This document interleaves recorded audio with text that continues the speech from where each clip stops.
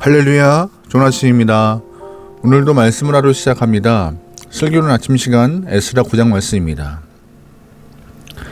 대한민국은 40세가 넘으면 2년마다 한 번씩 건강검진을 하게 되어 있습니다. 건강을 주기적으로 체크하여서 큰 병으로 가는 것을 막자는 것이고 전체 국민을 건강한 삶으로 이끌려 하는 나라의 뜻이 담겨 있는 것입니다. 정기적으로 병원에서 진단받는 것 중요합니다. 그런데 영적으로 우리의 상태를 점검하는 것도 필요한 일입니다. 남유다 백성들은 수르바벨의 인도를 통하여서 1차 귀환을 마쳤습니다. 그들은 성전도 짓고 번제를 드리면서 외형적으로는 신앙적인 큰 변화와 진보를 이뤄냈습니다. 그런데 1차 포로 귀환 후 성전을 짓고 2차 포로 귀환까지 약 60년의 시간 동안에 이스라엘 땅은 영적 리더의 공백 상태였습니다. 그래서 하나님은 에스라를 통하여서 말씀으로 남자 사람들을 세우기 원하셨고 에스라를 중심으로 2차 포로 귀환을 진행하십니다. 에스라가 주전 458년에 예루살렘에 도착했는데 4개월 동안 남유다 사람들의 영적 상태를 파악하게 되었습니다. 그런데 에스라가 파악한 결과 복귀한 사람들이 이방 여인들과 혼인관계를 맺고 있었으며 그로 인하여서 우상 숭배가 시작되었고 또다시 이스라엘 땅에 하나님의 재앙이 임하겠다라고 에스라가 진단을 하게 되었던 것입니다. 그래서 에스라 9장 말씀은 에스라가 어떻게 남유다 백성들의 영적 문제를 진단했으며 어떻게 치료했는지를 보여주고 있는 내용이 담겨 있습니다. 에스라 9장에서 먼저 우리가 봐야 할 것은 모든 성도가 갖고 있는 의무가 있다는 것입니다. 그 의무는 뭔지 아세요? 현재 스스로의 영적 상황을 진단해야 될 의무가 있는 것입니다. 진단 기준은 하나님 말씀이고 그 말씀과 일치하면 건강한 것이지만 말씀이 어긋나면 병든 것임을 스스로가 파악해야 합니다. 분명 신명기 7장에서 하나님은 모세를 통하여서 이스라엘 사람들이 오해할 수 없을 만큼 명확하게 이방 여인들과 함께 혼인관계를 맺지 말라라고 경고하고 계십니다. 왜냐하면 이방 여인들이 들어오면 그들로 인하여서 우상 숭배까지 이어지기 때문에 또한 가정이 무너지기 때문에 이방 여인들과 함께 혼인을 하는 것을 법으로 금한 것이죠. 그런데 에스라가 보니 바벨론에서 복귀한 사람들이 신명기 7장 말씀을 어기고 있는 상황이었습니다. 2절 말씀이에요. 그들의 딸을 맞이하여 아내와 며느리로 삼아 거룩한 자손이 그 지방 사람들과 서로 섞이게 하는데 방백들과 고관들이 이 죄에 더욱 으뜸이 되었다 하는지라. 아멘. 먼저 조심하고 본을 보여야 될 사람들이 이방인들과 혼인하고 그들을 통하여서 우상숭배를 하고 있는 으뜸의 자리에 서 있었다라고 에스라가 평가하고 있는 것이죠. 에스라가 볼 때 이런 모습은 현재 남유다의 가장 중병이고 먼저 치료해야 될 부분이라고 생각했던 것이죠. 3절 말씀이에요. 내가 이 일을 듣고 속옷과 겉옷을 찢고 머리털과 수염을 뜯으며 기가 막혀 앉으니. 아멘. 에스라는 하나님 말씀으로 현실을 진단했을 뿐 아니라 그 문제에 대해서 마음으로 반응하고 있습니다. 이런 에스라의 반응을 보면서 우리 또한 같은 모습을 좀 보여야 됩니다. 우리가 말씀을 비추어서 우리의 영적 상태를 체크하고 주의 말씀을 외면하거나 회피하지 말고 말씀으로 진단한 내 모습을 보면서 우리 또한 반응해야 될 의무, 내 모습을, 내 영적인 건강을 체크해야 될 의무가 있다는 것을 꼭 기억하며 매 순간 매일마다 말씀을 기준 삼아 나를 평가할 수 있는 주님의 귀한 용도면 좋겠습니다. 평가해야 어디로 가야 할지를 정확히 알게 되는 것이고 평가해야 나의 수준을 파악하는 것이죠. 여러분, 그래서 말씀과 직면하는 것이 쉽지 않겠지만 직면하셔야 우리의 상황을, 우리의 현재의 주소를 잘 알 수 있습니다. 여러분, 매일매일 말씀을 기준으로 우리의 상태를 점검하면 좋겠습니다. 오늘 본문을 보면은 영적 문제를 진단한 다음에 그냥 방치한 것이 아닙니다. 이러한 상태구나, 이러한 모습이구나라고 방치한 것이 아니라 에스라가 본문에서 치료를 위하여서 세 가지의 모습을 보입니다. 첫 번째 뭐예요? 자신의 죄를 인정하고 있습니다. 6절부터 10절까지 말씀입니다. 말하기를 나의 하나님이여 내가 부끄럽고 낯이 뜨거워서 감히 나의 하나님을 향하여 얼굴을 들지 못하오니 이는 우리 죄악이 많아 정수리에 넘치고 우리 허물이 커서 하늘에 미침이니이다. 우리 조상들의 때부터 오늘까지 우리의 죄가 심하며 우리의 죄악으로 말미암아 우리와 우리 왕들과 우리 제사장들을 여러 나라의 왕들의 손에 넘기사 칼에 죽으며 사로잡히며 노략을 당하며 얼굴을 부끄럽게 하심이 오늘날과 같으니이다.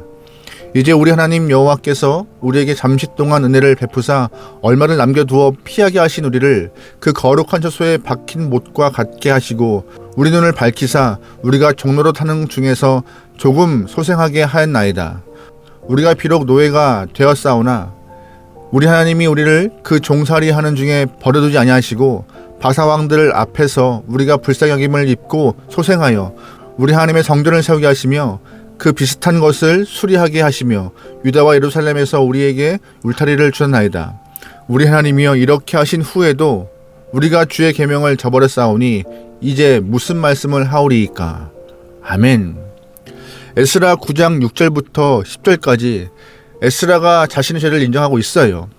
그런데 방금 읽은 6절부터 10절까지의 이야기 중에서 가장 많이 나오는 말이 어떤 건지 아세요? 우리여 우리.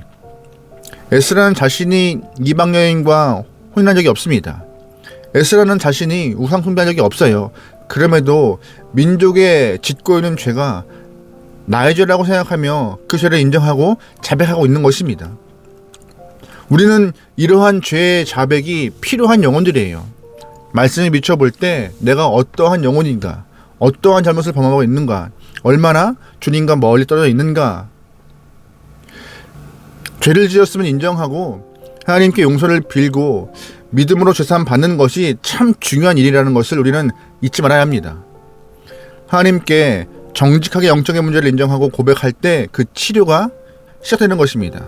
요한일서 1장 9절 말씀 보면은 만일 우리가 우리를 자백하면 그는 밉보시고 의로우사 우리를 죄에서 사하시며 우리를 모든 불의에서 깨끗하게 하실 것이요라고 말씀하셨습니다. 사람이 무슨 병이든 인정하기 시작하면 그때부터 치료가 시작되는 것입니다.